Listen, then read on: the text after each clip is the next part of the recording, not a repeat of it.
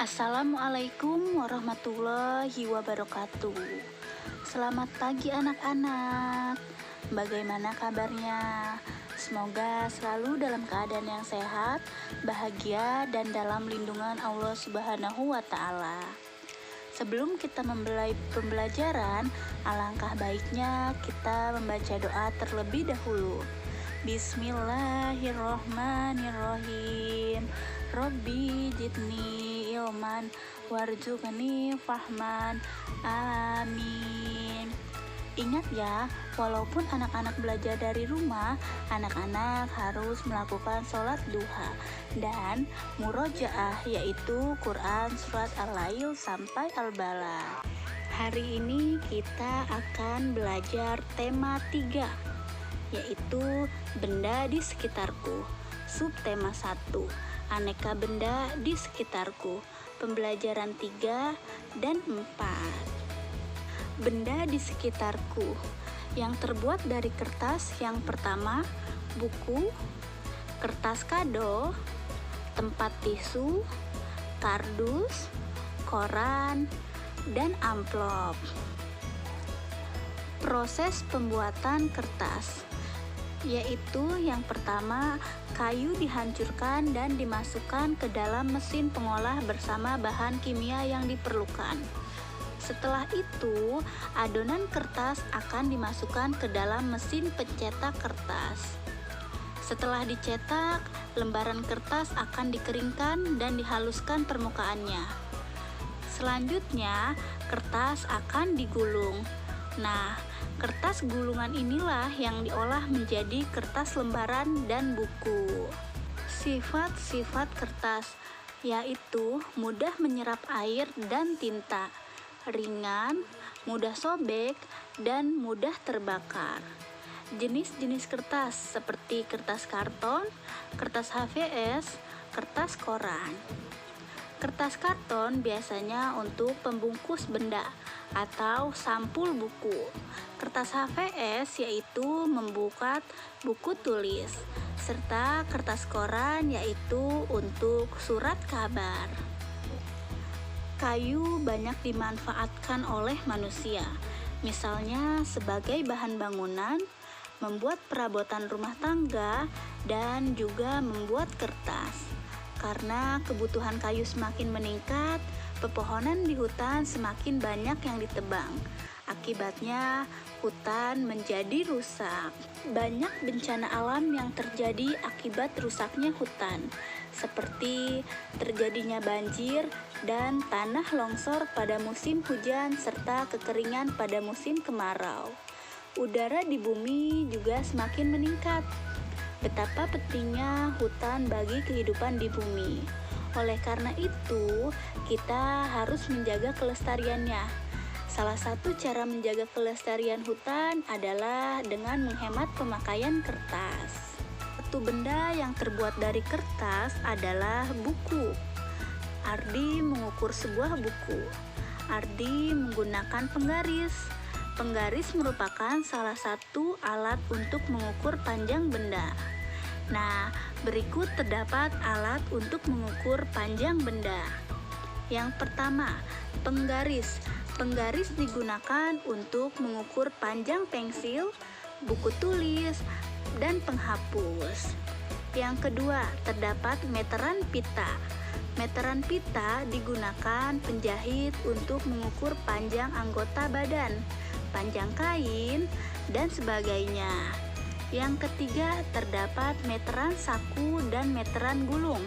Meteran saku dan meteran gulung digunakan pekerja bangunan untuk mengukur panjang bidang lahan bangunan, bisa dinding atau bahan bangunan lainnya.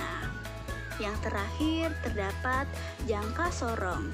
Jangka sorong digunakan peneliti untuk mengukur panjang benda yang kecil, garis tengah, benda yang berbentuk bundar, atau kedalaman dari sebuah lubang. Yang kedua, terdapat benda plastik. Karena memiliki banyak keunggulan, plastik banyak dimanfaatkan untuk berbagai macam keperluan. Namun, sampah plastik berdampak buruk bagi lingkungan. karena sulit terurai di alam. Diperkirakan butuh waktu puluhan hingga ratusan tahun agar plastik itu bisa terurai di alam. Mengapa seperti itu? Karena plastik dibuat dari minyak bumi. Bahan yang sama digunakan untuk membuat bahan bakar seperti solar dan bensin. Di alam tidak ada bakteri yang dapat menguraikan bahan kimia yang menyusun plastik. Penguraian plastik di alam terjadi melalui beberapa radiasi sinar matahari, panas, kelembapan, dan tekanan di dalam bumi yang berlangsung sangat lama. Sampah plastik yang dibuang ke tanah dapat menyebabkan pencemaran tanah, karena tanah mengandung logam berat yang bersifat racun. Selain itu, sampah plastik juga menyebabkan berkurangnya kesuburan tanah, karena adanya sampah plastik menyebabkan air dan mineral tidak dapat menembus tanah. Akar tumbuhan pun tidak dapat menembus untuk mencari air dan mineral, sehingga tumbuhan dapat mati. Bahan plastik yang bersifat tidak tembus air atau tidak menyerap air, kekurangannya yaitu sangat sulit terurai secara alami, perlu waktu puluhan bahkan ratusan tahun. Kelebihannya murah dan tahan lama, mudah dibentuk dan ringan. Sampah plastik yang dibuang ke perairan juga menyebabkan terjadinya pencemaran air yang membahayakan makhluk hidup yang tinggal di laut. Karena berdampak buruk terhadap lingkungan, kita harus bertindak nyata. Namun, kita tidak mungkin menghapus penggunaan plastik seluruhnya. Nah, membuang kantong plastik sekarang maka akan terurai bisa 10-20 tahun yang akan datang. Hal yang dapat kita lakukan adalah untuk menerapkan 3R. Cara mengurangi sampah plastik dengan 3R. Yang pertama, mengurangi dengan membawa tas belanja, membawa botol minum, dan menggunakan sedotan berbahan logam. Yang kedua, menggunakan kembali. Yang pertama, menggunakan botol sebagai bahan media pot. Yang kedua, bekas baju dijadikan lap. Yang ketiga, menggunakan wadah yang bisa dipakai berulang-ulang. Dan yang terakhir adalah mendaur ulang, yaitu sampah organik dibuat kompos. Yang kedua, botol plastik menjadi ember atau baskom plastik. Dan yang terakhir, kerajinan yang menarik. Baiklah anak-anak, tugas kita hari ini anak-anak membuat kegiatan untuk mengurangi sampah plastik. Contohnya seperti berikut ini.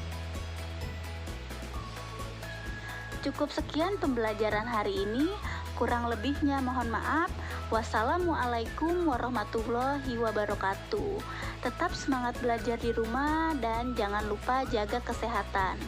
Ingat ya, harus selalu menghafal, yaitu Quran Surat Al-Lail sampai Al-Balad.